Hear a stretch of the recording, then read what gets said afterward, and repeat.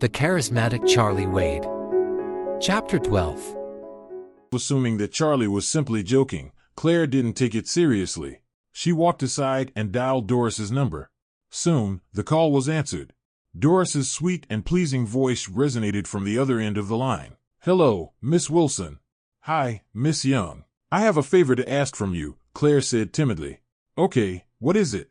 Doris replied.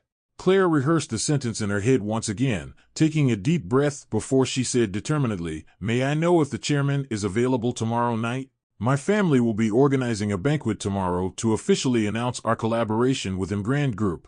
I hope that the chairman would kindly accept my invitation." There was silence at the other end of the line before Doris spoke again. "Miss Wilson, I'm sorry, but I cannot make the decision on behalf of my chairman. Or, perhaps I could ask him for you. Would that be all right?" Claire said respectfully, "Thank you, sorry for the trouble caused." After the call was ended, Claire held her phone nervously, anticipating her reply. Right at this moment, Charlie's phone suddenly rang. Charlie was taken aback, quietly cursed himself for forgetting to mute his phone. It must be Doris who was calling to ask for his opinion. He pretended to answer the phone calmly and mumbled, "Yes?" As expected, Doris's voice came from the phone. "Mr. Wade, Wilson Group will be holding a banquet tomorrow night. I would like to ask if you would want to attend the banquet."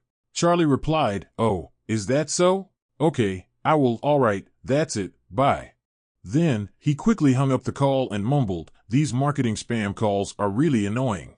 Claire didn't suspect anything, but very soon, her phone rang again. Doris's voice echoed into her ear again.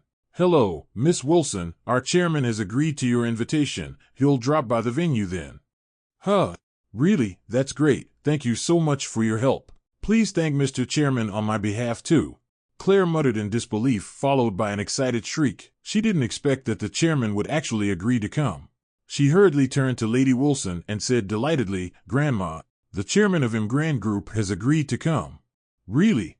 Lady Wilson was extremely thrilled. She turned and ordered the family members on the floor immediately. "Quick, make the necessary preparations. Book the most luxurious hotel, order the best meals and drinks. Let's make it big to welcome the chairman of Emgrand Group. Next, contact all the big companies in the city and invite them to our banquet. Inform them that Emgrand's chairman will be there."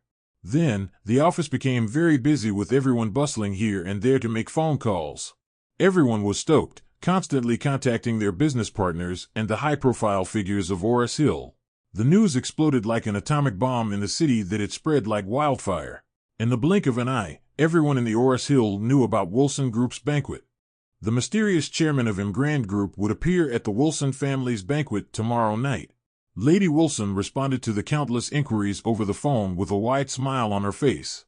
She was over the moon right now, because she knew that after tomorrow's banquet, the Wilson family would surely become the most sought-after family in Ores Hill. She giggled earnestly and said, "Okay, that's it for today. Start preparing for tomorrow's banquet. Dismiss." After the meeting, Lady Wilson returned to her office. Harold looked around sheepishly and quickly followed her. "Grandma, do you really want to appoint Claire as the director?" Harold couldn't help but speak directly when there was no one around. Lady Wilson frowned and said in a cold voice, "I've promised Claire. Why can't I appoint her?" "Grandma, you can't make her the director." "Why?" "She has won such a lavish contract. Her contribution is significant and important and she deserves it. She was only able to win the Emgrand contract because Wendell of the Jones family helped her. I heard that Wendell had gone to her place yesterday and Emgrand Group signed a contract with us today. The coincidence is quite odd, don't you think? From what I see, she must have spent the night with Wendell Jones." Lady Wilson's face slowly turned into a shade of brewing rage. "Is that true?" Harold uttered firmly, "Of course it's true. Wendell did go to see Claire last night. You'll know if you look into it." He then continued, "Grandma, Claire is a married woman. If the skeleton in the closet is revealed, with people knowing this is how we had won the contract with Emgrand, what would they say about the Wilson family? What would they say about you?" Lady Wilson's frown wrinkled even deeper, buying Harold's lie. She knew about Wendell's feelings towards Claire. During her birthday, Wendell had given her a jade talisman worth $3 to $4 million. It could also explain why Claire was able to win the $60 million contract. Sensing the change in Lady Wilson's expression, Harold quickly continued, "If you appoint such a shameless woman as the director, our reputation will be tarnished. At a time like this, you must appoint another person as the director and give that person the credit of the contract too. The best choice would be a man. It's the best way to avoid gossip. Lady Wilson nodded slightly, pondering upon his suggestion. She believed 80% of Harold's lies. Considering the circumstances, she should choose another candidate as the director to eliminate the rumors and gossip. If the public were to know that Claire had won the contract because of her affair with Wendell, she could state that the new director had won the project instead of it being the product of Claire's affairs. Moreover, the old lady was biased too. Honestly, she didn't like Claire. In addition, she was a conservative woman with patriarchal thinking. She didn't like the idea of Claire slowly growing her influence and power in the Wilson family. She must stop her growth within the family to consolidate the Wilson family's assets. She had made up her mind silently as her thoughts ran wild.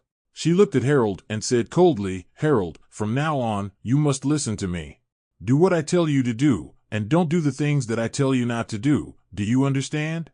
Harold stood upright and said, expressing his loyalty, "Don't worry, Grandma, I'll follow your orders like a loyal servant. I'll go wherever you point, I'll do whatever you say." "Okay." Lady Wilson nodded and continued, "At the banquet tomorrow, I'll announce that you're the new director and will be fully in charge of the project with Emgrand Group. But remember, you must be obedient and faithful. I can hold you up, but I can also bring you down." Harold shrieked gleefully and said, "Don't worry, Grandma. I'll be a good boy."